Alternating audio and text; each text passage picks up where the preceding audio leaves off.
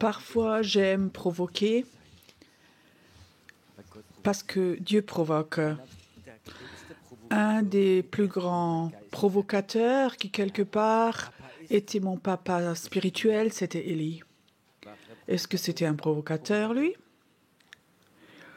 Avec les prêtres Baal, est-ce qu'il les a provoqués? Oui, bien sûr. Est-ce que nous, en tant que chrétiens, on a le droit de provoquer avec le Saint-Esprit? On peut tout, s'il nous le dit. De temps en temps, je suis en Afrique et je ne suis pas invité dans des grandes villes, mais souvent dans des petits villages. Et là, dans ces petits villages, il y a, en français, on dit un chef coutumier. C'est une sorte de maire, un maire spirituel, et il faut toujours qu'il amène des sacrifices. Des poulets morts, du sang et ce genre de ça, c'est le prêtre occulte du village. Il est souvent à la sortie du culte et j'ai remarqué quand les Africains passent, ils ont peur de ce genre de personnes parce qu'ils ont une autorité spirituelle démoniaque. Et souvent, je suis rentrée dans les villages avec d'autres personnes et j'ai remarqué que même les missionnaires ou les pasteurs là-bas, quand ils voyaient un sorcier comme ça, ils baissaient leur regard. Et c'est une manière de dire je me soumets, je me suis plus petit, je me soumets. Et moi, je ne voulais pas faire ça. Je ne voyais pas que je devais me soumettre en tant que serviteur de Dieu, que je devais baisser mon regard devant un prêtre occulte. Alors, ils disaient ça, on ne le fait pas. Je dis, mais moi, je fais quand même. Mais à chaque fois qu'il y en avait un, à l'entrée du village ou à la sortie, je disais bonjour, je le regardais dans les yeux. Il me regardait courtement. Après, c'est lui qui baisse son regard. Tu comprends? Il faut que nous arrêtions de nous soumettre, d'être petits, parce que nous avons de l'autorité. Et un dimanche matin, je prêchais là-bas. C'était une assez grande assemblée, il y avait sans doute 500 personnes à peu près. Ils étaient assis ensemble comme des poulets dans un poulailler. Il y avait un toit en tôle et dehors 40 degrés. Tu pouvais vraiment cuire des œufs sur le toit tellement il faisait chaud. Tout était rempli, la salle était remplie. Je voulais commencer et tout d'un coup, j'ai remarqué chez les anciens, chez les pasteurs, ils ont commencé à parler. Il y avait comme ça quelque chose qui n'allait pas. Alors j'ai demandé à quelqu'un, qu'est-ce qui ne va pas? Alors ils ont dit, oui, les chefs coutumiers de 5 villages viennent maintenant ici. Et ils viennent, ils rentrent, et un garde du corps devant et l'autre derrière. Ils ont comme ça leur bâton magique avec eux. Et toute l'église, les anciens sont paniqués. Qu'est-ce que on fait? Et eux, ils ont vidé la première rangée et ils ont laissé asseoir ces personnes là devant, les chefs coutumiers. Et les pasteurs disent, lui vient me voir et dit, Pierrot, ils ont demandé, est-ce qu'à la fin du culte, tu peux prier pour eux? Est-ce que tu peux les bénir? Et dans certains endroits, surtout en Afrique, pour eux, ils voient que tu as une puissance spirituelle, ils veulent alors être bénis. Et j'ai dit, je vais réfléchir, mais ils doivent une fois venir devant. Et je remarquais que le pasteur transpirait de panique. Et moi, je prêchais. Je dis à ces 5 chefs coutumiers, ces prêtres, ils doivent venir devant. Donc, le garde du corps s'est levé derrière et je disais, j'aimerais pas vous bénir, mais j'aimerais prophétiser sur vous. Est-ce que c'est OK? Il disait oui. Je les ai pas bénis, j'ai prophétisé sur leur vie.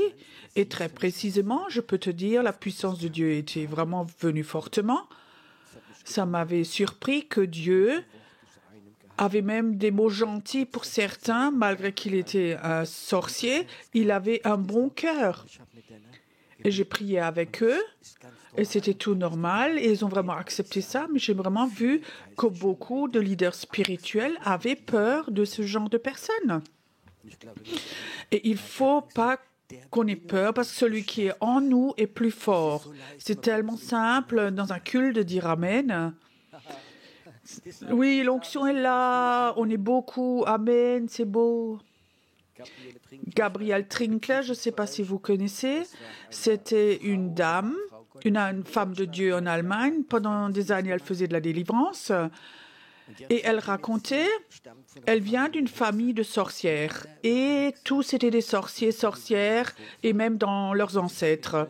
Et à 9 ans déjà, elle savait déjà, sur un balai, comment elle pouvait voler dans la maison. C'est une sorcière, et elle savait consciemment, dans son village, il y a des chrétiens. Elle les méprisait parce qu'elle disait, tu sais pourquoi ? Parce que tout le village savait qu'elle était sorcière. Quand je marchais sur le trottoir, il y avait des chrétiens qui venaient en face. Ils changeaient toujours de trottoir. C'est pour ça que je les méprisais. Ça, c'est l'image dans le monde invisible. Il faut que nous arrêtions d'avoir peur du monde invisible. Il faut de nouveau arriver à ce niveau où nous sommes, comme Élie, de provoquer. Je remarque comme l'enthousiasme sort de la salle maintenant. Bon, le thème de ce soir. Le thème de ce soir, où je dis on peut inscrire, apprends les miracles. Est-ce qu'on peut apprendre les miracles? Oui, nous pouvons apprendre les miracles du Saint-Esprit. Le Saint-Esprit peut nous apprendre comment nous pouvons, au nom de Jésus, apprendre les miracles. Premièrement, ce qu'il faut que tu saches, Dieu est 100% surnaturel. C'est juste ça? Chez Dieu, il n'y a rien de naturel. Dieu n'est pas humaniste, Dieu n'est pas une personne, Dieu est Dieu et il est 100% surnaturel. Les humains ne sont pas surnaturels. Les humains, ils ont une âme et ils ont une conscience. Leur conscience ne va jamais t'aider à faire des miracles. Je pense que la personne la plus intelligente qui était sur la Terre, c'était Einstein, c'est juste? Est-ce que Einstein a fait un miracle? Ça veut dire qu'il n'a pas besoin d'être intelligent pour faire des miracles. Il faut que tu aies cette relation avec Dieu. Dieu est 100% surnaturel et quelque part, je ne peux pas comprendre que tellement de chrétiens, d'églises, dénominations, mouvements chrétiens, tout est basé sur des principes chrétiens de l'organisation de la théologie. Et ce Dieu qui fait des miracles est en l'arrière-plan. Il n'est même plus là. Et on ne compte même plus sur lui. Nous ne l'avons donc plus besoin. Mais je crois que c'est un temps où Dieu dit « J'aimerais de nouveau faire des miracles pour vous ébranler et pour vous rendre attentifs. » Une croix déjà, c'est bon, c'est mieux que personne. Ce Dieu qui fait des miracles, pendant tout un moment, il s'est retiré et il a dit « Faites voir avec votre église, avec vos grands professeurs, avec vos universités, vos théologiens, faites voir et on va regarder ce que vous allez faire. » Qui va encore le dimanche matin dans les grandes églises?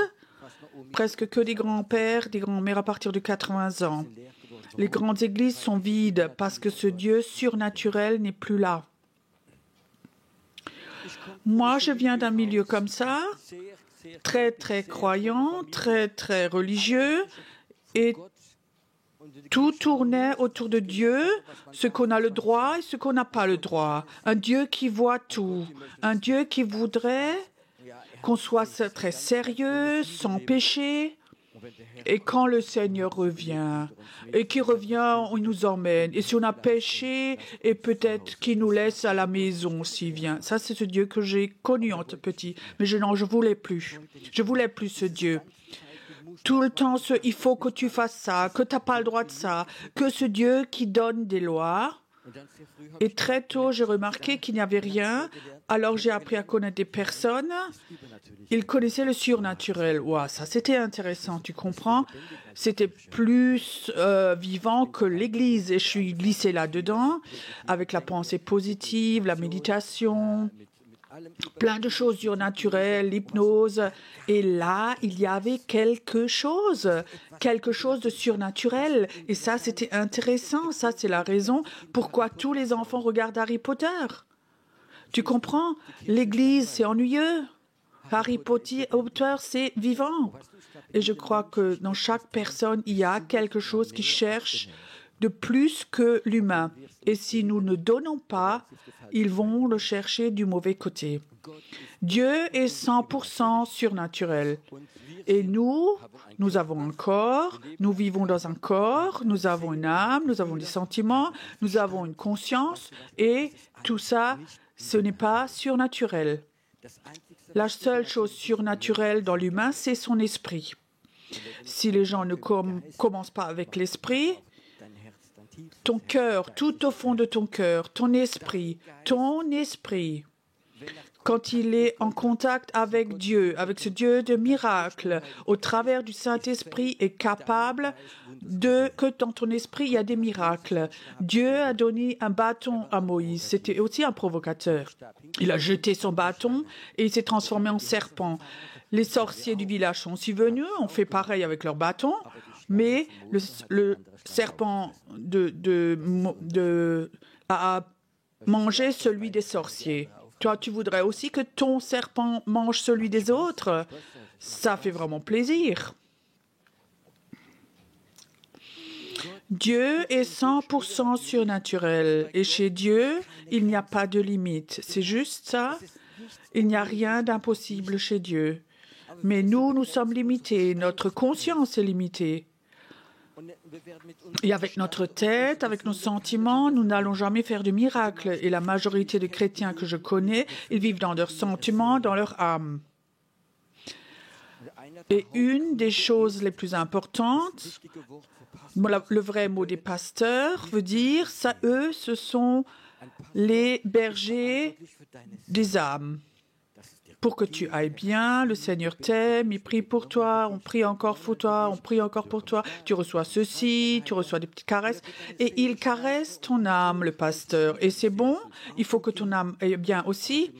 Mais ton âme ne fait pas de miracles. Les miracles se passent dans l'esprit. Le problème est que l'esprit de la plupart des chrétiens est sous-développé. Tu es né de nouveau.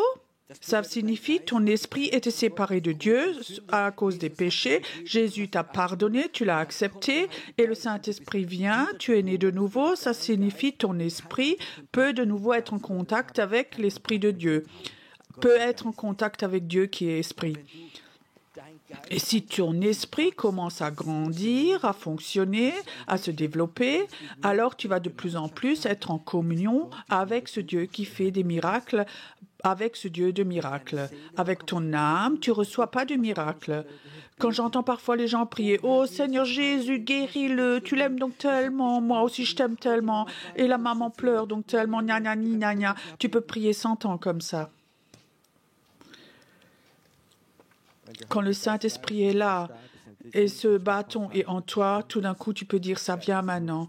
Maintenant, Esprit, tu sors au nom de Jésus de cet enfant. Ça dure 10 secondes et l'Esprit est sorti de l'enfant. Et tu vas vivre des miracles. Le problème, surtout en Allemagne, en Europe, notre âme est super enseigné, trop enseigné. Et les gens ont entendu tellement de prédications, de CD, de cassettes, de livres d'école biblique. Leur tête est remplie de savoir, de versets bibliques, de principes, mais leur esprit dort. Et je crois que le temps de l'esprit va venir. Le temps de l'esprit va venir. Et Dieu voudrait utiliser ton esprit, et je crois que c'est important que l'apostolique et le prophétique reviennent, parce que le ministère apostolique et prophétique, ce sont ceux qui nourrissent ton esprit. Et il faut que nous arrêtions ce bricolage comme ça, Et je pense, quand est-ce que ça va de nouveau se faire, qu'une armée prophétique de prière arrête d'être dans leurs sentiments, mais commence de nouveau à être dans leur foi, et leur esprit est de nouveau en contact avec Dieu. On a prié trop longtemps, tu pries, tu sens ta prière va pas plus haut que le plafond. La Bible dit, Dieu est esprit, et nous pouvons l'adorer en esprit et en vérité.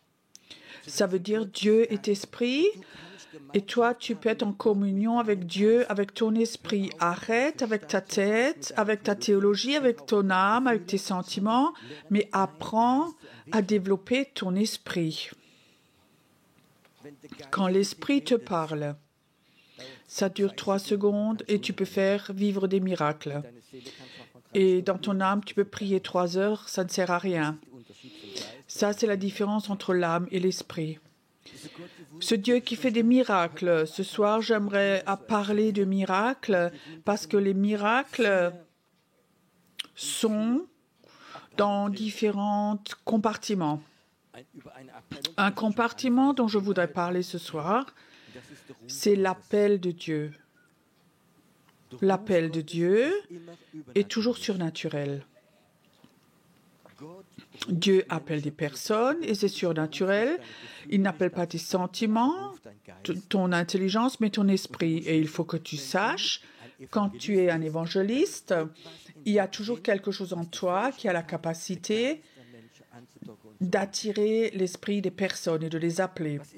Qu'est-ce que c'est un évangéliste? Un évangéliste, c'est quelqu'un qui a un esprit et il est comme un aimant. Il appelle les gens à aller à la croix. Un évangéliste, ce n'est pas un théologien. Un évangéliste, c'est la majorité du temps un vrai évangéliste, comme Reinhard Bonke. Ce n'est pas des grands théologiens. Quand un évangéliste comme ça prêche, la majorité des théologiens, leurs cheveux se dressent sur la tête quand ils les entendent. Un évangéliste, ce n'est pas celui qui parle avec du grec, de l'hébreu, du latin et tout, mais il raconte. Et pendant qu'il raconte, l'appel de Dieu sort de son esprit. Et alors il fait un appel, et le pasteur pense qu'est-ce qu'il a donc raconté comme bazar, et tout d'un coup les gens courent vers l'avant, parce que dans son esprit, il y a un aimant qui appelle, c'est quelque chose de surnaturel. L'appel est surnaturel, il faut que tu saches quand tu prêches ou quand tu évangélises, quand toi personnellement tu évangélises et tu ouvres ton cœur et l'Esprit de Dieu vient, alors il y a quelque chose de surnaturel. Tu ne peux pas convertir quelqu'un avec ton intelligence, tu peux au minimum le rendre religieux. Tu peux lui parler de l'enfer pour qu'il ait peur et après vient à l'église. Tu fais un religieux mais pas une personne de nouveau. C'est l'esprit qui appelle et ça c'est surnaturel. Quand j'étais nouvelle convertie dans l'église, de temps en temps il y avait un évangéliste qui venait. Il savait normalement raconter et pendant qu'il racontait, et à la fin de sa prédication, je sentais il y avait quelque chose quelque chose qui m'attirait, comme si tu avais envie de mettre tes doigts dans la prise de courant. Comme ça, il y avait quelque chose qui était là. C'était cet esprit évangéliste qui est là et qui appelle. J'étais en France, à Mulhouse, je prêchais là-bas. Le pasteur me disait, j'aimerais te présenter quelqu'un. Alors, il me présente son ancien d'église. C'était comme ça un très grand homme. Il avait des mains comme des poils à frire. Alors, il me raconte, j'étais athée. Mes parents sont athées. Toute notre famille est athée. Et ces chrétiens, ces religions, on les méprisait. Et quand j'avais 20 ans, j'ai donné ma vie à Jésus, son jeune. Et je lui disais, moi j'ai grondé avec mon jeune qui de 20 ans, moi je ne veux plus que tu me racontes de Jésus dans ma maison, sinon je te jette dehors. Et cet homme, il avait un fort caractère et son fils ne disait plus rien. Et je crois 2 semaines plus tard, ils discutaient à cause du foot. Donc ils pouvaient de nouveau parler ensemble. Alors, ils ont voté, ils ont parié pour un jeu. Le père, il dit, cette équipe ne peut jamais gagner. Et le fils dit, si, ils vont gagner. Et ils se sont donc discutés. Tout d'un coup, le fils dit, moi, je parie avec toi qu'ils vont gagner. Le père, non. Alors, le fils dit, on vote pour quoi? On prie pour quoi? Le père dit, si tu perds, tu dois laver ma voiture dedans dehors. Et le fils dit, papa, si toi tu perds, il faut que tu viennes avec moi à l'église.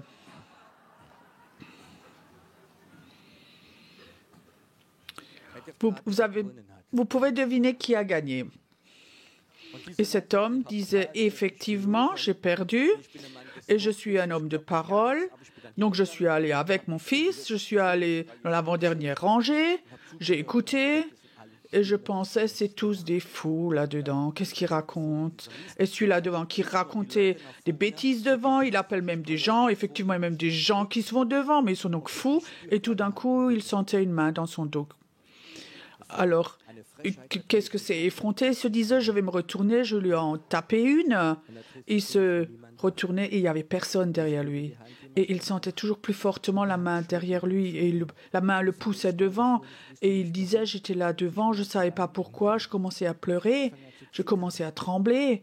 Et tout d'un coup, quelqu'un venait m'imposer les mains et Jésus venait dans ma vie. Une main l'a poussé devant.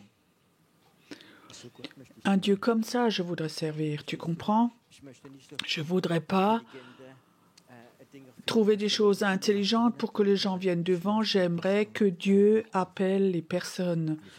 Et dans ma vie, j'ai tellement vécu où je sais, c'est pas moi, ce ne sont pas mes capacités, mais c'est Dieu qui appelle pendant que je prêche. C'est un Dieu surnaturel. L'appel de Dieu est surnaturel.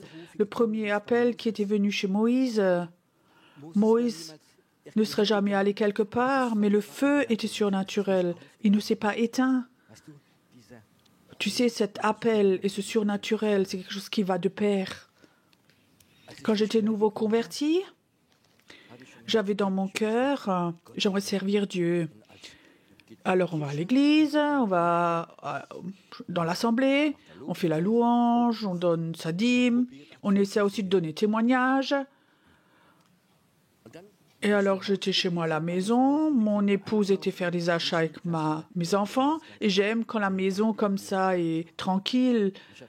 Et je me suis réjouie, c'est de l'après-midi, la maison est vide, ça sonne. Et quelqu'un était là, un vendeur d'aspirateurs de Vorwerk.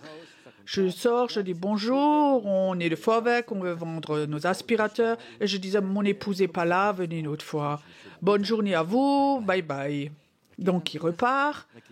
Il descend quelques marches, le Seigneur dit, rappelle-le.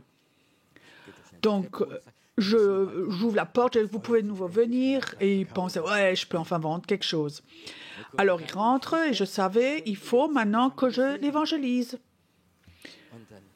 Alors, j'ai un peu raconté comment on fait tout. Je dis, OK, je suis à l'église, on a une belle église, une assemblée, il y a un Dieu. Et j'ai essayé de raconter, il disait, ouais, intéressant. Il faut que j'aille maintenant après 10 minutes. Donc, il est reparti. J'étais un peu frustrée quand même. Il s'en va, il va à sa voiture. Le Seigneur dit, rappelle-le.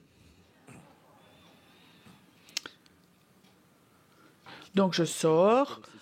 Et il pense que, oui, je suis un peu... Il avait déjà allumé sa voiture. Je toque à sa fenêtre. Je dis, viens, rentre de nouveau. Alors, il rentre de nouveau avec son aspirateur. Et le Seigneur dit, est-ce que tu veux apprendre à connaître mon appel? Il faut que tu ouvres ton cœur. Arrête de raconter des belles choses. Raconte ce qui est dedans en toi. Alors cet homme était là. Après 10 minutes, il me racontait, oui, il était vendeur chez Vorwerk, de profession, il est ingénieur en DDR, il n'avait pas de boulot, alors il fait ça, ceci, blablabla. Et le Seigneur dit, maintenant raconte ce qui est dans ton cœur. Alors, je commençais à raconter comment Jésus a transformé ma vie, que j'étais en prison, et j'ai commencé à raconter. Et pendant que je racontais, je ne sais pas pourquoi, l'amour de Dieu est venu et je pleurais. J'arrivais presque plus à parler, je faisais que de pleurer. Je ne sais pas s'il remarquait, mais tout d'un coup, lui aussi commençait à pleurer, comme ça, il y avait 2 hommes à table qui pleuraient. Et après un moment, il dit, je suis un menteur, je ne suis même pas un ingénieur. J'ai tout raté dans ma vie, tout d'un coup, il commence à raconter sa vie et ses péchés. Alors j'ai prié pour lui, il est né de nouveau. Le jour d'après, à Karlsruhe, j'ai fait une évangélisation. Il est venu avec sa copine et elle aussi s'est convertie ce soir-là. Vraiment, c'était une super conversion comme dans les livres. 5 ans après, il vient à l'église, il dit, vous me connaissez plus? Mais si, mais je suis donc ce fameux vendeur d'aspirateurs. Il avait une grande Bible sous sa main, il dit, depuis 3 ans, j'évangélise, je suis devenu évangéliste.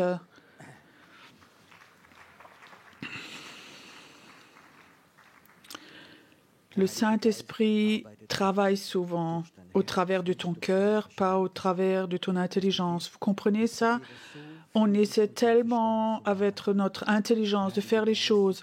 Le Saint-Esprit habite dans ton cœur. L'amour de Dieu au travers du Saint-Esprit est rentré dans ta tête? Non?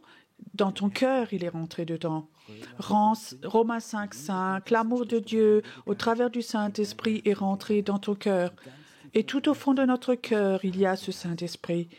Et lui, il est en communion avec Dieu et ce Dieu qui fait des miracles. Et le problème principal, c'est que nous, ou la majorité de chrétiens en Allemagne, essaient leur intelligence remplie avec des principes chrétiens, bibliques et tout, c'est pas faux, mais au travers de ça, ils essaient de travailler, mais pas au travers du Saint-Esprit qui est en nous. Le Saint-Esprit fait des miracles, je veux dire, pourquoi Dieu veut faire des miracles? Parce qu'il veut de nouveau notre attention. Tu sais, si les gens sont athées, s'ils sont fermés et tout, et ils voient des miracles, où on ne peut pas discuter. Moi, je te dis, ils sont secoués, ébranlés. Je vous raconte une fois. Au début de l'église, un couple vient, ils étaient non-croyants. La femme est venue parce qu'un médecin les a envoyés. Elle avait un accident de moto et son bras était cassé 3 fois. Et il avait 4 ou 5 centimètres plus court que l'autre. Et le médecin a dit, si vous voulez un miracle, ne pas opérer, allez à la Taube. Alors ces gens viennent, l'homme athée, la femme religieuse. Alors ils viennent devant, ils veulent la prière. Il m'a dit tout de suite, moi je suis athée. Je dis oui, ça ne me gêne pas. Ça ne gêne Dieu pas non plus. Et j'aimerais prier pour cette femme. Alors lui ferme les yeux. Alors je dis, monsieur athéiste, laissez les yeux ouverts, vous comprenez quand même pas, vous croyez de toute façon pas. Parfois je dis des choses comme ça un peu folles. Tu sais pourquoi je dis ça? Je commençais à prier en l'espace de 30 secondes, ça fait crac, crac, crac, et le bras est devenu grand, droit, et s'est rallongé. Il disait rien du tout. Il a pris la femme, il est parti. Le jour d'après, il appelle mon épouse à 11h. Le jour d'après, il appelle à la maison. Il dit, elle aimerait se laisser baptiser. Comment il doit faire? Il doit être protestant, catholique. Comment on fait ça? Mon épouse dit, mais vous étiez donc monsieur tant et tant qui était chez nous, athée? Il dit, oui, toute la nuit, j'ai lu la Bible. Il a lu tout le Nouveau Testament et il a reconnu qu'il doit se laisser baptiser. Si des incroyants voient des miracles, tu comprends, alors cet esprit de non-croyance, athée, va être brisé et l'appel de Dieu veut venir au travers de signes et de miracles. Un homme d'affaires de France m'appelle, il me dit, j'ai lu le livre, Miracle au pluriel en français. Ça l'avait vraiment touché et il avait sur le cœur d'aller dans une ville où il était souvent, de faire une évangélisation, de faire des cultes de guérison, signes miracles. Et il voudrait tout payer, tout financièrement, il couvre tout, il m'invite. Je dis oui, alors je viens. C'était à Clermont-Ferrand, dans le Massif central, donc je suis allée là-bas. Et l'homme a dit, donc j'ai loué la salle de la ville Je suis allée chez tous les pasteurs. J'ai dit, je veux inviter M. Fay pour une évangélisation. Et tous les pasteurs, 4 ou 5, ont dit, cet homme, on ne le connaît pas. Ou les pentecôtistes non plus. Cet homme, on ne le connaît pas, on ne le veut pas. Alors cet homme ne s'est pas laissé démonter. Il a fait imprimer tout plein de tracts. Il a distribué. Sur ce tract était écrit une soirée de miracles.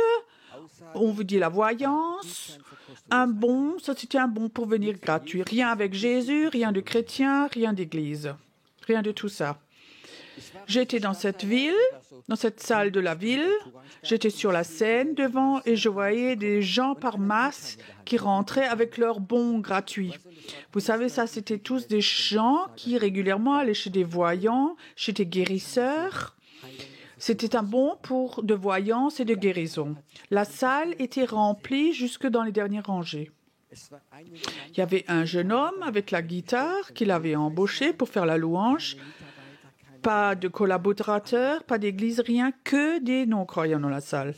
Et je ne sais pas pourquoi, tout d'un coup, j'avais l'impression l'atmosphère change dans la salle.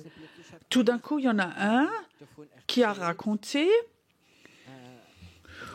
ou quelque part, ils ont compris que c'était quelque chose de chrétien sur cette réunion. Et tout d'un coup, l'atmosphère a tourné. Les gens commençaient à grogner un peu entre eux. On sentait vraiment une agression dans la salle. Et ils pensaient qu'on a vraiment été grugés par les chrétiens ici maintenant. C'était 4 heures. On doit commencer et le petit jeune voulait chanter avec sa guitare. On t'aime Jésus, mais il serait vite sorti les gens. Donc on n'a rien chanté. J'ai dit assieds-toi, j'ai pris le micro et je disais bonjour à tous. Et je disais avant, Dieu, maintenant c'est à toi. Tu vois, Dieu, ils sont tous pas croyants, on est tout seuls, maintenant c'est à toi de jouer, Seigneur. Donne-moi des paroles, Seigneur. J'étais là, oui, bonjour, soyez bienvenus.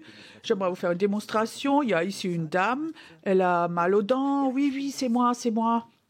Je disais mal de dents, maintenant vous partez de cette dame. J'ai même pas dit le mot de Jésus. Parce que je savais, si maintenant je dis Jésus, ils vont tous s'en aller.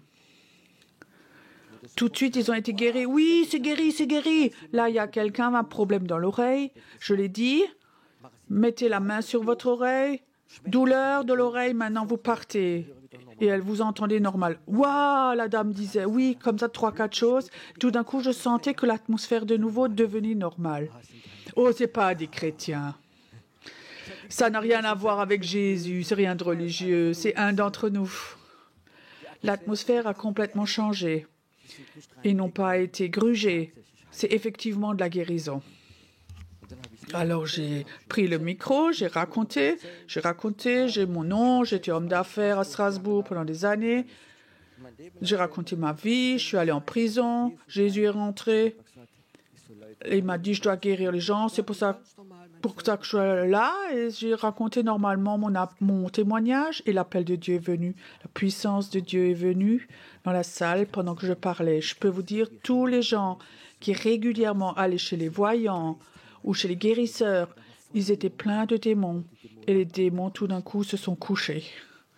Il y avait une paix dans la salle, une ouverture.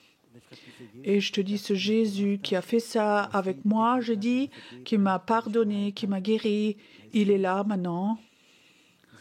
C'était pas une religion. Vous pouvez dire oui à Jésus. Et je peux te dire, 90% de la salle ont levé la main. Ils étaient décidés. Et alors les gens venaient par masse devant. Moi, je me suis derrière la table, j'ai donné des autographes du livre, et je dis c'est tellement intéressant, j'ai jamais vécu ça dans un culte. Il y a des gens qui ramènent les photos de leur famille, et je dois faire du pendule avec celui-là. Et on a prié. Je peux te dire, les gens étaient tellement touchés. Je savais que Dieu est plus fort que tous les autres. Parfois, nous sommes tellement heureux. La salle est remplie de croyants et un incroyant. Et on se lève tous, on veut tous le convertir. J'aimerais de nouveau vivre ça. On a des cultes où 50% des personnes ne sont pas croyants, où il y a une confrontation des esprits. Et ce Dieu qui fait des miracles est là. Ce Dieu qui fait des miracles pour que les gens soient secoués, ébranlés. Mais Dieu voudrait aussi faire des miracles pour nous ébranler, nous. Dieu a souvent fait des miracles pour m'ébranler. Moi, je vous donne un exemple. Il y a un certain temps, je voulais acheter une voiture. Donc, je me connais un peu dans ce domaine-là. J'avais comme ça une idée. Je voulais un diesel, tant de PS. Et je veux pourtant autant d'argent et pas faire de crédit. Et dans le journal, je vois une voiture. La voiture de mes rêves, ce que je voulais. Mais ça coûtait 12 000 € de plus. Et je disais, oui, c'est bien, mais ça coûte, avec le Seigneur, je disais, ça coûte 12 000 € de plus, je ne peux pas faire un crédit. Et j'avais fait des économies, j'avais dans l'argent dans une enveloppe. Et le Seigneur dit, achète-le. Et le Seigneur dit, achète. Et je dis, Seigneur, j'ai pas cet argent. Le Seigneur dit, si tu l'as. Alors, vous savez ce que j'ai dit? Seigneur, tu peux tout, mais moi, je sais compter. Je sais combien d'argent il y avait dans cette enveloppe. Et vous savez, quand je dis comme ça des choses, des bêtises comme ça, et à chaque fois quand je dis des bêtises comme ça, j'ai l'impression que je regarde en haut et qu'il me sourit.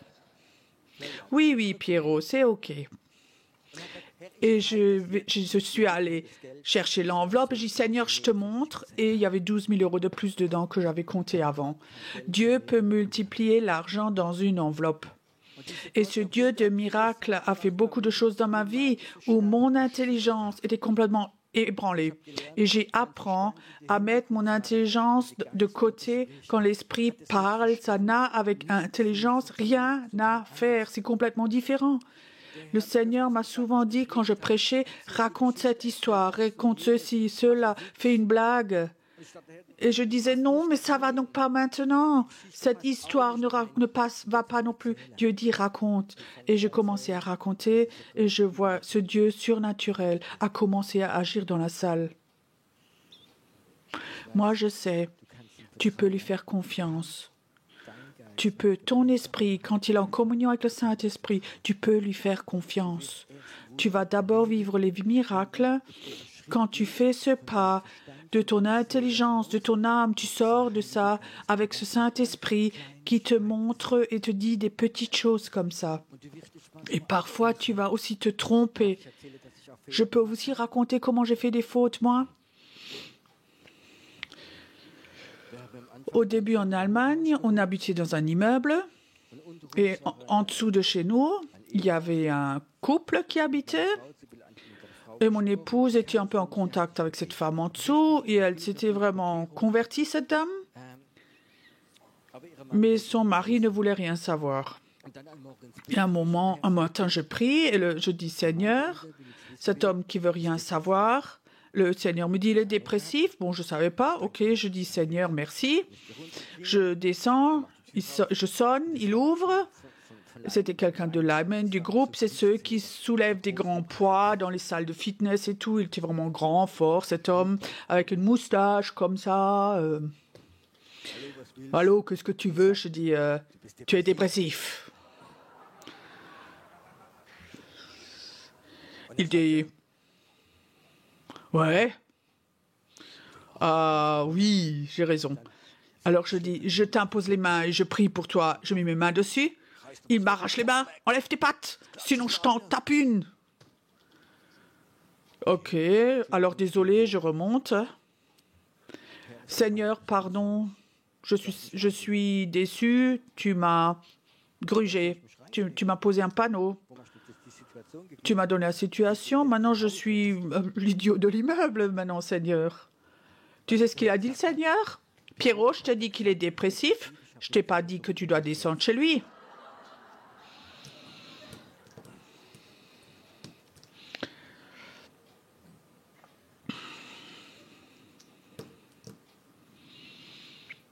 Nous allons tous faire des erreurs. Est-ce que c'est juste? On rajoute quelque chose, il faut que nous apprenions.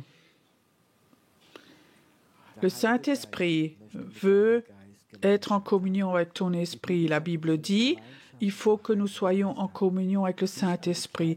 Pas être au mur de lamentation avec nos soucis, mais le Saint-Esprit veut être en communion avec toi. Alors il va commencer courtement te donner des petites choses à faire et tu vas le faire. Et plus tu le fais, plus tu vas apprendre à connaître le surnaturel et plus tu le fais, plus le Saint-Esprit va t'apprendre de plus en plus à aller dans le surnaturel. Il n'y a pas de limite. Et j'ai appris les dernières années à aller dans le surnaturel. Et le Saint-Esprit me dirige dans des domaines où j'avais aucune notion, dans le monde invisible, où il y a des anges, des démons, dans l'esprit. Dans l'esprit, j'ai voyagé dans d'autres choses aussi, mais je sais que c'est quelque chose que le Saint-Esprit m'a montré et qu'il veut nous enseigner.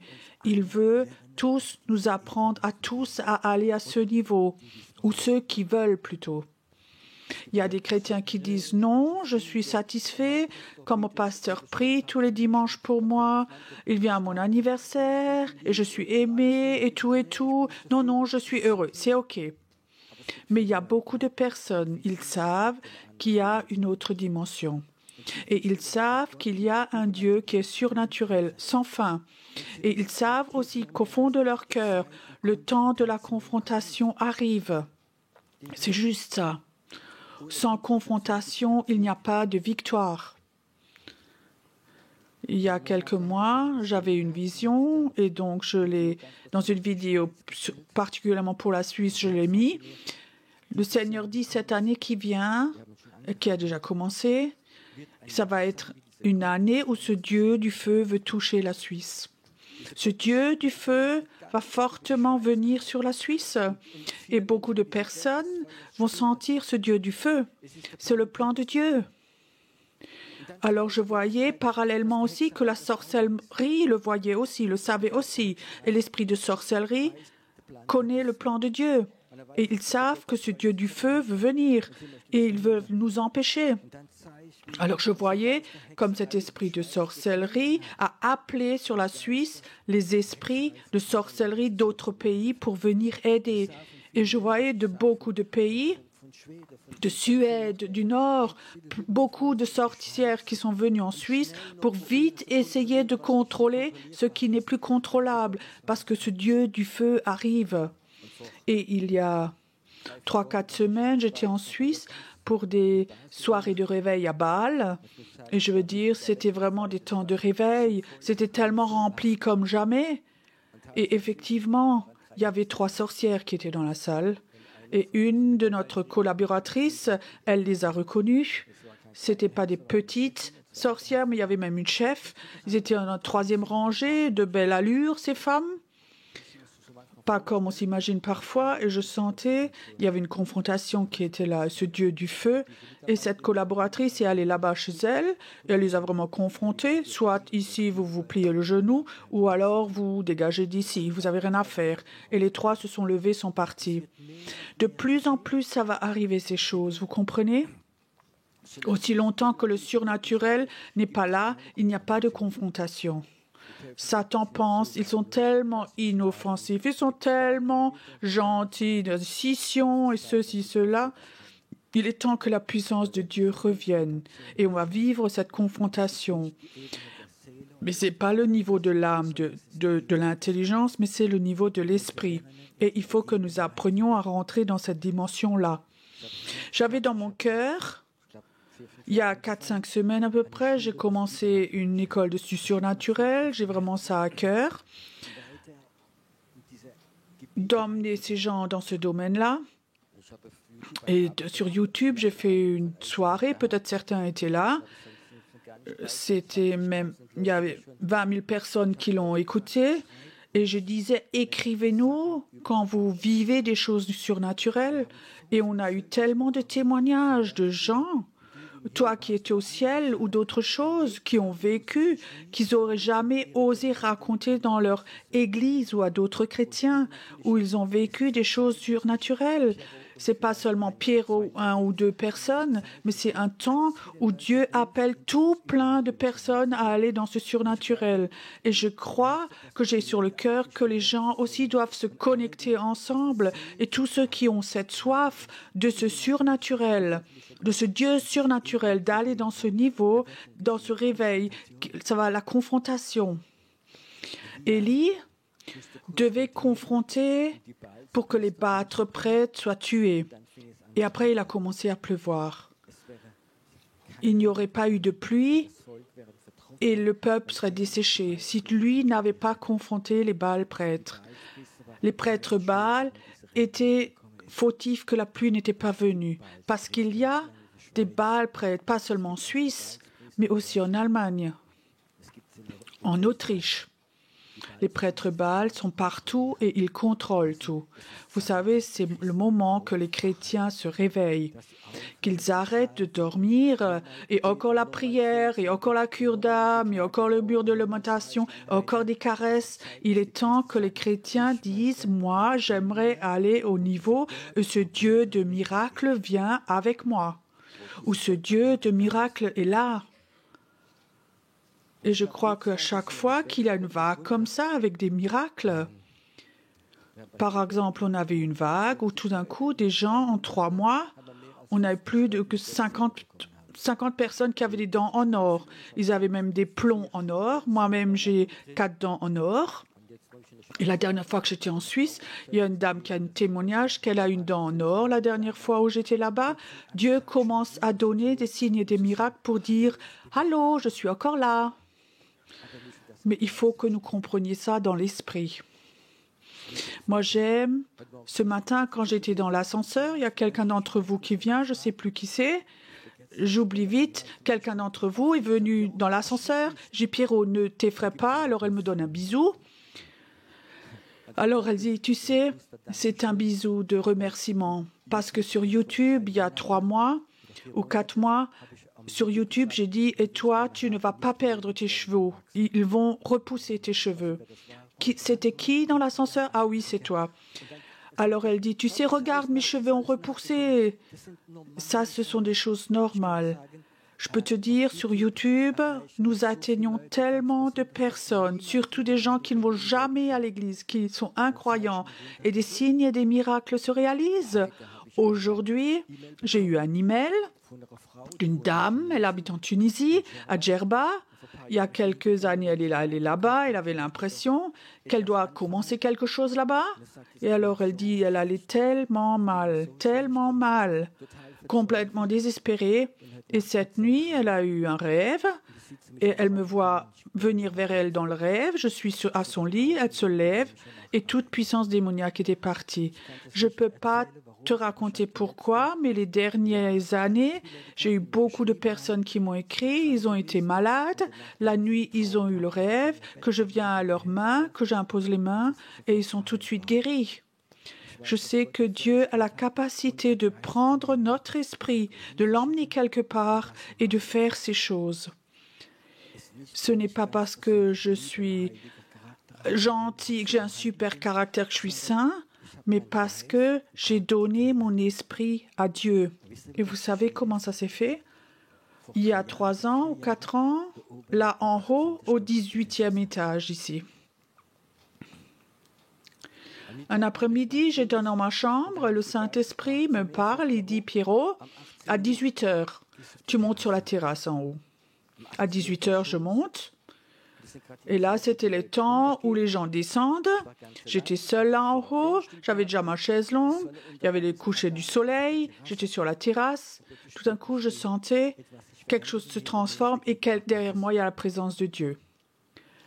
Et je dis, Saint-Esprit, c'est toi? Il me dit, non. Jésus, c'est toi? Non. Ce sont des anges? Non. C'est le Père. Alors, le Père était derrière moi et disait, j'ai une parole. Pierrot, je suis le Père de ton esprit. Je ne suis pas le Père de tes sentiments, de ton corps, de ton intelligence. Je suis le Père de ton esprit.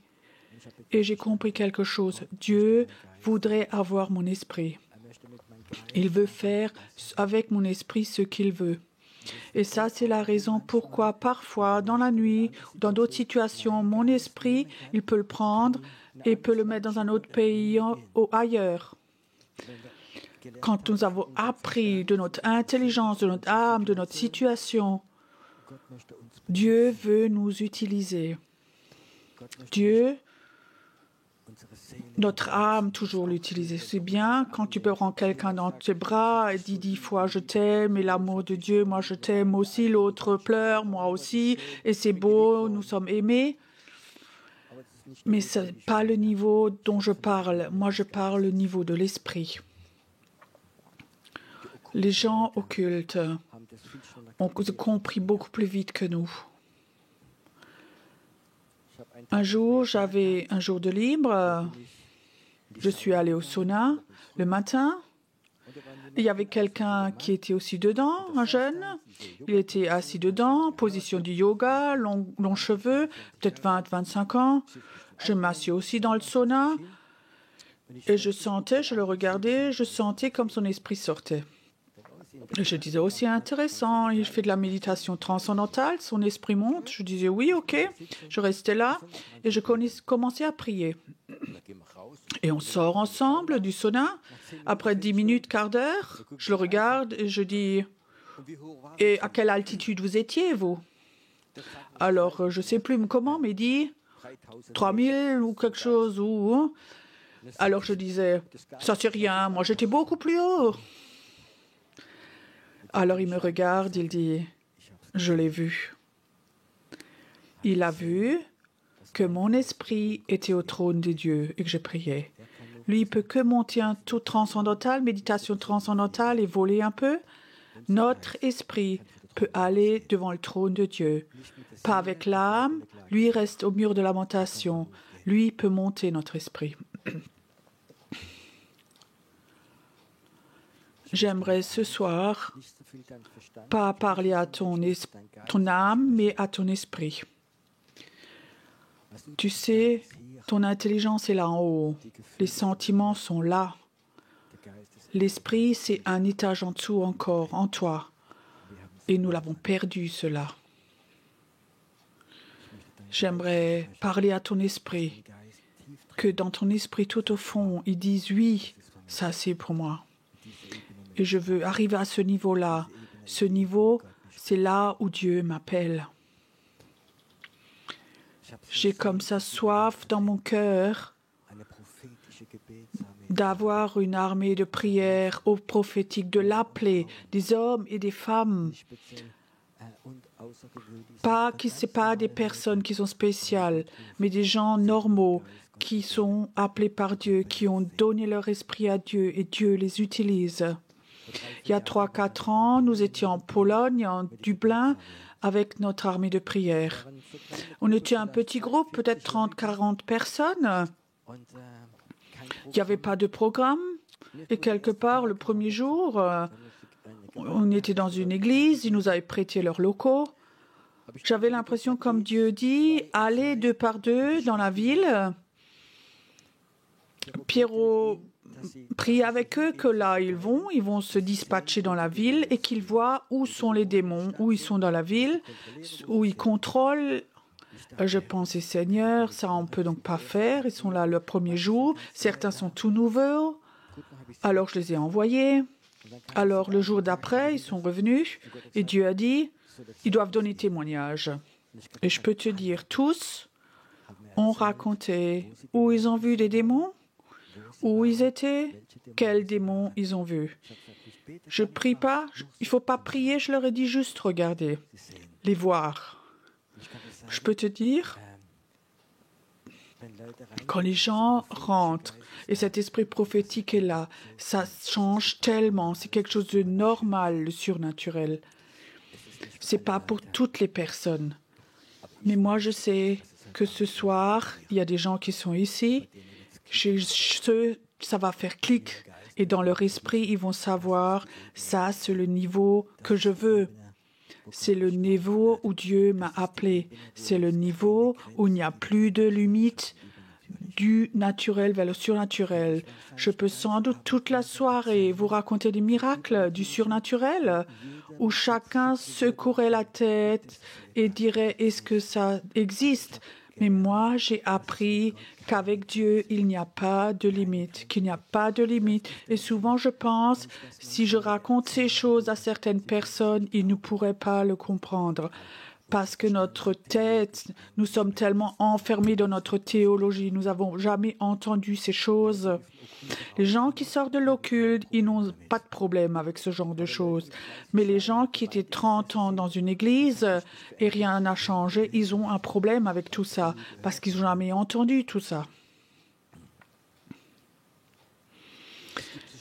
Il y a comme ça une expression française qui dit « le goût s'éduque », ça veut dire le goût, on peut l'éduquer.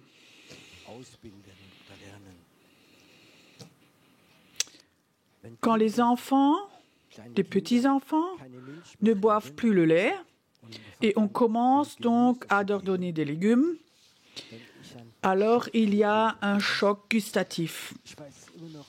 J'étais toujours avec, où mon épouse dit la première fois, je donne maintenant les légumes à mes enfants. On a aussi fait avec ça avec des épinards, et c'est tellement beau de regarder. Tu leur donnes la cuillère dans la bouche, et tout d'un coup, tu remarques qu'ils réfléchissent. Ça, je ne connais pas. Tout d'un coup, ça fait...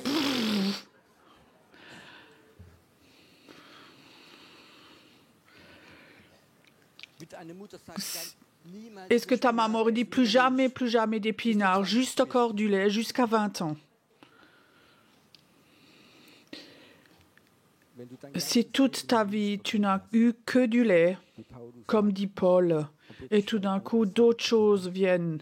Alors, il y a des chrétiens, ils ont cette attitude-là. Comme ça, c'est occulte. Ce n'est pas occulte. C'est un Dieu qui fait des miracles. Le Dieu qui fait les portes. J'ai parlé ce soir de ce Dieu qui appelle surnaturellement. Pas ton âme, pas être béni, mais un Dieu qui appelle des personnes pour que ton esprit aille dans le prophétique. Ce Dieu qui est capable ce soir de prendre ton esprit, de le toucher pour qu'il sait, ça c'est ce que Dieu voudrait de moi. Je ne veux pas devenir une grande personne dans mon assemblée, mais j'aimerais donner mon esprit à Dieu quand il en a besoin et il peut l'utiliser à tous les niveaux. Et ça va aller au-delà de ma compréhension, de mon intelligence, mais je fais confiance à mon Dieu, au Saint-Esprit, que lui voudrait faire cela. Est-ce que tu es prêt à cela, à aller à ce niveau-là? Tu sais, quand Dieu te dit quelque chose, c'est toujours avant, dans ton esprit. Tu le savais déjà.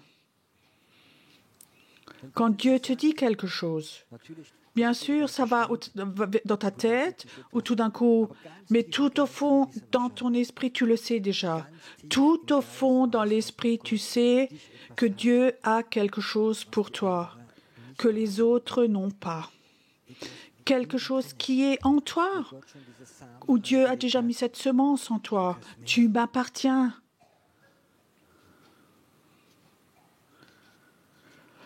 Quand je me suis convertie, je sortais de l'occulte. J'avais reçu de la délivrance. J'étais à un séminaire. Il y avait des grands hommes de Dieu là. Ils ont commencé à prier et tout d'un coup, ces démons manifestaient en moi fortement. C'était même grave, je ne savais pas ce que c'était. C'était plus moi qui parlais, mais ma voix, c'était comme un chien. Je parlais comme un chien, tellement les démons étaient en moi comme ça, ils se manifestaient. Et pendant des heures, ils ont prié. Et je savais, ils ne vont pas aller. Mais je savais aussi qu'il y avait une confrontation. Et pendant qu'ils priaient, j'étais dans cette salle, il y avait 6-7 hommes qui priaient. Je voyais dans le coin comme Satan était là debout. Et il disait, tu m'appartiens, tu m'appartiens. Et je savais, ils ne vont jamais pouvoir me libérer. Lui ne va pas me lâcher. Je savais qu'il n'y avait qu'une seule possibilité. Si Jésus rentre dans la salle, et en bas de cette salle de culte, il y avait 80 personnes qui priaient pour moi. Et le soir, à 12h, 24h, une femme disait, vous pouvez arrêter de prier, une lumière est montée. Et je voyais Jésus rentrer. Et il était là, dans le coin, et de l'autre côté, Satan. Et je voyais qu'il y avait une confrontation. Ils se sont regardés les deux. Et je voyais comme, fou, Satan est parti. Et je savais, maintenant, les démons vont sortir de moi. Maintenant, je suis libre. Et je sais, j'appartiens à Dieu. J'appartiens à mon Dieu. Il y a des personnes ici ce soir où le diable dit, tu m'appartiens, tu étais planifié pour l'occulte. Peut-être tu as été déjà consacré par des sorcières que tu lui appartiens, mais Dieu t'a appelé. Dieu t'a appelé. Et tu sens toujours encore la confrontation. Mais je sais quelque chose. Certains qui d'entre ce soir donnent leur esprit à Dieu, ils vont couper avec cette puissance de sorcellerie qui pense tu leur appartiens.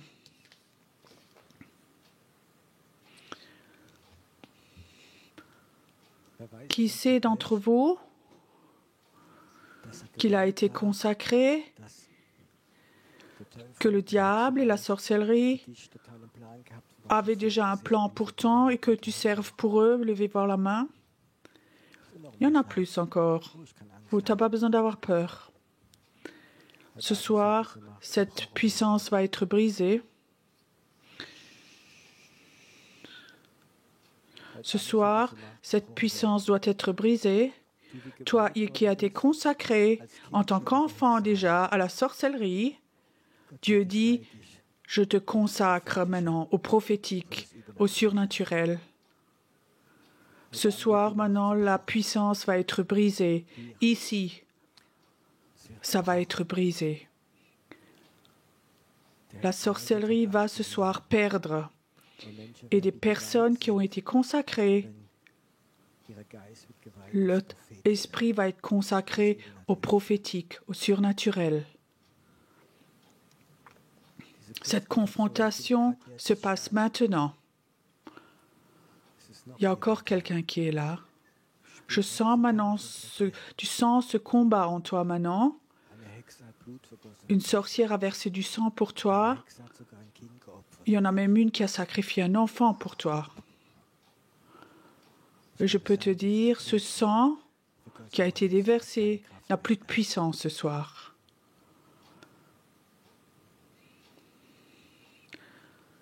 Il y a un groupe de sorcières qui régulièrement sacrifient à cause de 2 personnes qui sont assises ici ce soir. Tu le sais très bien. Et le Seigneur dit, ce sacrifice de ces sorcières, je vais les briser et ton esprit va être libre. Il va être libre. Il y a quelqu'un qui est là, tu es là ce soir, tu as le cancer. Et ça, c'est le résultat de cette sorcellerie. Dieu veut te guérir, mais aussi t'appeler à aller à ce niveau de l'esprit. C'est un temps prophétique. Et je peux te dire, la puissance de la sorcellerie va être brisée dans ta vie. Les cauchemars vont s'arrêter et je coupe maintenant. Ça te quitte. Tu n'appartiens pas à la sorcellerie, tu n'appartiens pas au diable, même si parfois il te suggère ça dans tes pensées. Je dis au nom de Jésus, ça s'arrête maintenant. Ça s'arrête maintenant. Et vous aussi, cette puissance doit venir au travers de la caméra, toi qui es chez toi, et je vois maintenant des sorcières qui ont regardé toute la soirée, qui ont rigolé, et je dis maintenant, au nom de Jésus, le temps du ricanement va s'arrêter. Vous n'allez plus rire, il y a une possibilité. plier le genou devant Jésus ou quitter ce pays. Sinon, cette malédiction va venir sur vous. Et la puissance de Dieu doit venir ce soir. Ce n'est pas mon âme qui confronte, c'est mon esprit qui confronte. Et tu sais quoi? Tu vas apprendre à confronter avec ton esprit. Et comme ça, nous allons rentrer dans le niveau du réveil. Nous sommes des préparateurs du réveil. Et après la grande récolte va venir, des pasteurs, des évangélistes sont là, ils vont venir organiser et faire. Mais l'esprit prophétique va aller devant, il va préparer le réveil. Et nous allons libérer ça.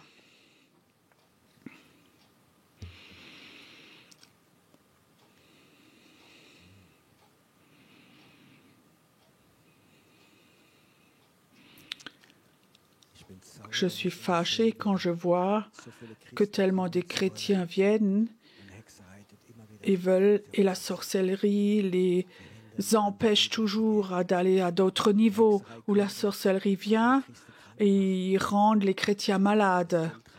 Ils volent l'argent ou brisent des couples, des mariages. Il y a des moments où ce Dieu, ce regard de ce Dieu jaloux, ce Dieu du feu, regarde en bas. Et après, quand il a son regard a la capacité de détruire la sorcellerie. Et ce soir, je sens ce regard de Jésus. Il est plein de jalousie et de feu. Et il dit, c'est mon peuple. C'est mon peuple. Ce n'est plus le temps, il n'est plus le temps de jouer, mais c'est le temps d'aller à la guerre. Une armée de prière qui va aller à la guerre. Merci Seigneur que ce soir, que ça se passe maintenant, de plus en plus. J'aimerais encore prier. Et attends que ton esprit touche, que Dieu touche ton esprit, que tu reçois une délivrance dans ton esprit qui est en toi, que quelque chose est coupé en toi. Tu as été coupé de ta famille. Tu es coupé de ta religiosité. Tu es coupé de leader spirituel. Et tu sais que c'est ton chemin. C'est ton chemin. Et certains d'entre vous vont apprendre à confronter la sorcellerie. Merci Seigneur. Que chez quelqu'un maintenant, la tension artérielle devient normale maintenant comme signe. Ta tension artérielle maintenant va devenir complètement normale. Je parle à ta tension artérielle au nom de Jésus.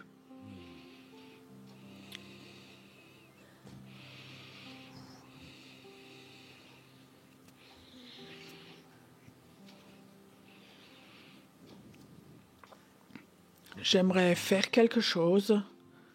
Je prie maintenant, ici devant, que le feu de Dieu touche le sol devant, ici. Et je vais un peu taper sur ce tambour. Et pendant que je tape sur ce tambour, le feu de Dieu va toucher l'esprit de personne. Et si tu sens que tout d'un coup, ce feu touche ton esprit, alors cours devant, cours dans ce feu, pas en vent.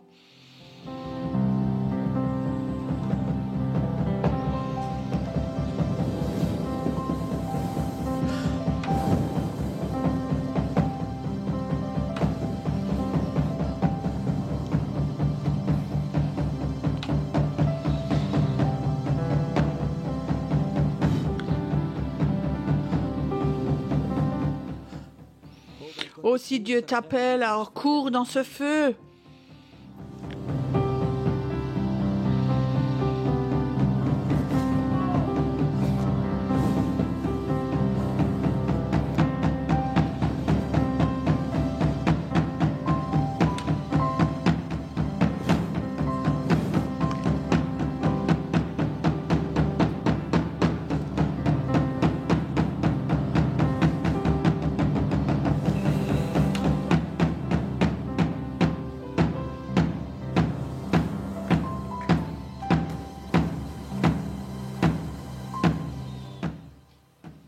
Et ce Dieu du feu t'appelle ce soir. Ce Dieu du feu t'appelle. Ton esprit lui appartient. Ton esprit lui appartient à lui seul. Et l'esprit de mort va te quitter. L'esprit de mort va s'en aller. Et tu vas prophétiser la vie, dit le Seigneur. Tu vas prophétiser la vie.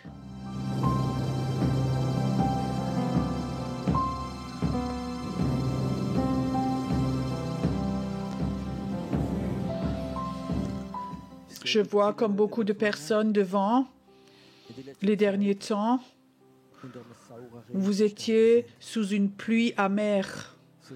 Une pluie amère, amère qui t'a rendu fatigué. Et le Seigneur dit, maintenant il y aura une pluie qui va venir. Une pluie, ma pluie va venir, qui va enlever cette pluie amère, acide. Maintenant, ça vient. Une pluie vient maintenant sur vous. Une pluie vient maintenant qui enlève cette poussière, ces échecs et cette sécheresse. Ça vient maintenant. Ça vient maintenant sur toi. Une pluie, une pluie, une pluie. Père, la fatigue depuis des semaines, ça s'en va. Ça s'en va maintenant, où la mort était venue et tu pensais, c'est la fin. Je dis au nom de Jésus, la mort va s'en aller, va te quitter. Tu vas confronter la mort. Tu vas confronter la mort. Maintenant, maintenant. Merci Seigneur, où la sorcellerie déjà dans l'enfance a détruit certaines choses que maintenant que tu vas guérir. Seigneur, et maintenant, des hommes vont se lever. Ça va être des hommes de Dieu qui sont capables de prier, que le feu de Dieu vienne. C'est maintenant, ici. Père, un temps fort, un puissant temps maintenant, pour des hommes forts. Père, enlève toute charge que des gens avaient posée, ce qu'il doit faire ou pas faire, que tout soit enlevé. Il est libre, il est libre, il est libre. Maintenant, tu es libre. Tu ne vas plus faire ce que les autres te disent que tu dois faire. Dieu va te poser des charges. Et ça va être autrement, dit le Seigneur. Ça va être autrement, dit le Seigneur. Tu sais, quand le temps de la sorcellerie venait, tu vas voir comme des hommes vont venir et vont être une protection. Ils vont être une protection. Ça vient maintenant, non? Ça vient maintenant. Ça vient maintenant. Ça vient sur toi maintenant. Reçois la légèreté de Dieu. Reçois où des années tu t'es battu, combattu, une légèreté qui vient maintenant. Et des portes vont s'ouvrir. Maintenant, les portes s'ouvrent. Tout d'un coup, tu vas voir comme des choses vont se passer. Ça va être tout facile. Des années, vous étiez enfermés. Des chaînes de malédiction étaient là. Je vois comme maintenant, ça s'ouvre. Les portes vont s'ouvrir maintenant. Ça ne va plus être difficile. Ça va être facile. Très facile. Merci Seigneur que ce soir, que l'appel de Dieu est là, que l'appel est là.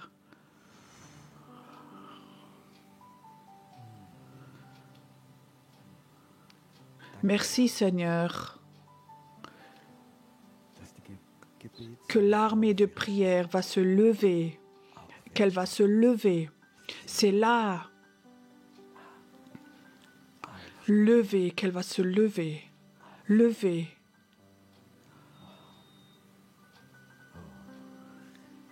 Je vois comme tes parents parfois t'ont mis comme ça, comme un corset. Tu étais comme dans un corset, mais ce soir, tout ça s'enlève.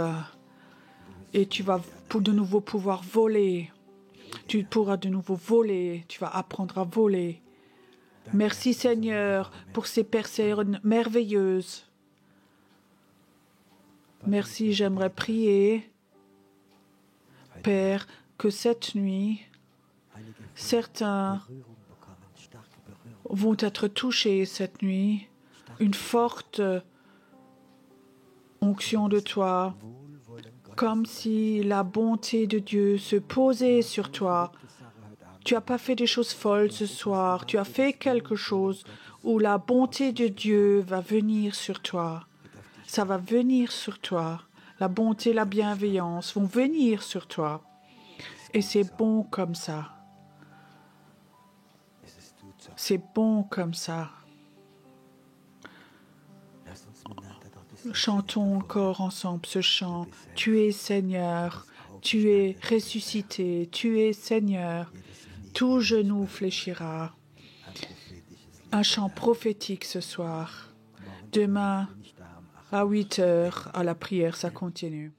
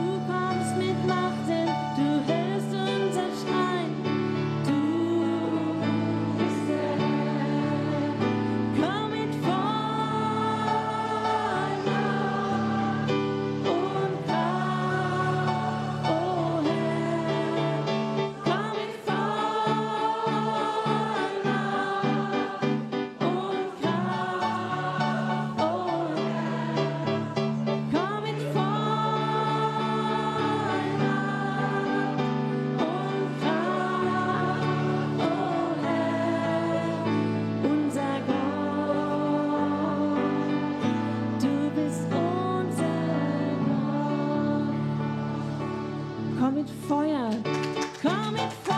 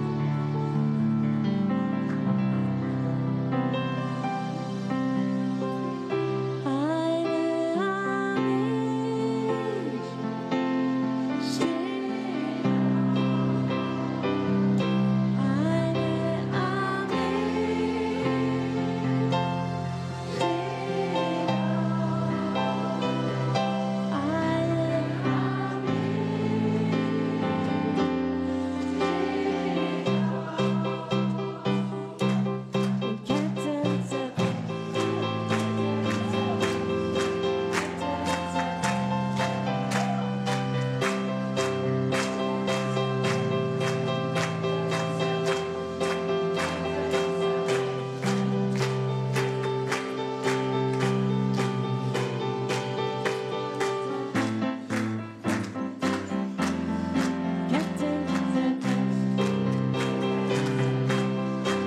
Ketten zerbrechen.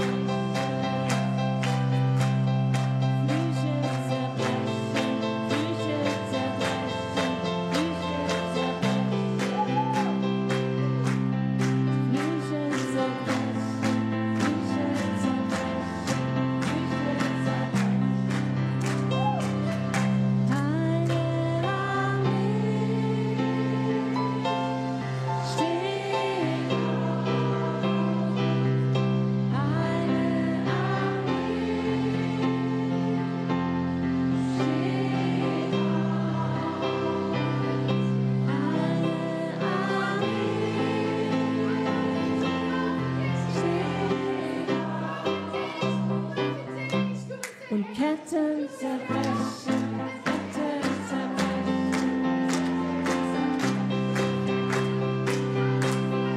Ketten zerbrechen,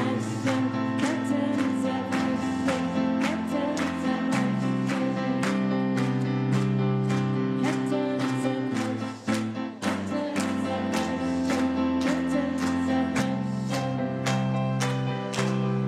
Ketten zerbrechen. Ketten zerbrechen.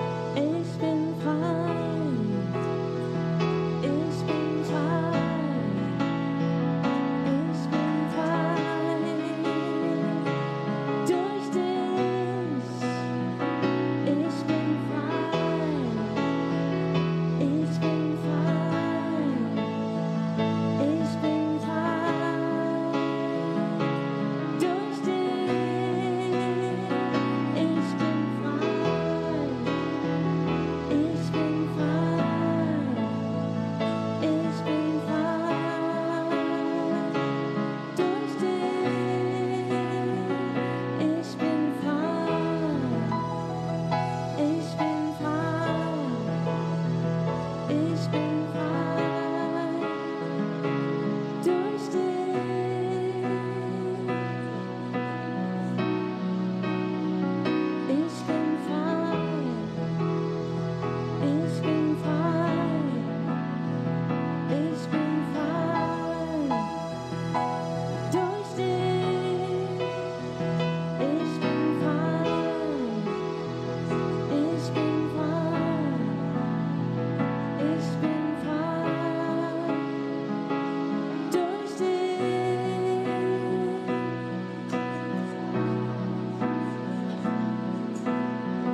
Ich bin frei. Ich bin frei. Ich bin frei durch dich. Ich bin frei. Ich bin frei. Ich bin frei durch dich.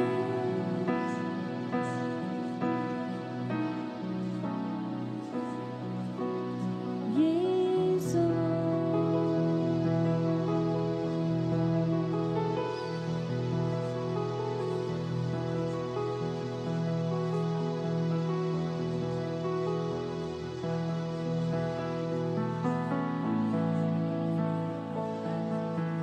Die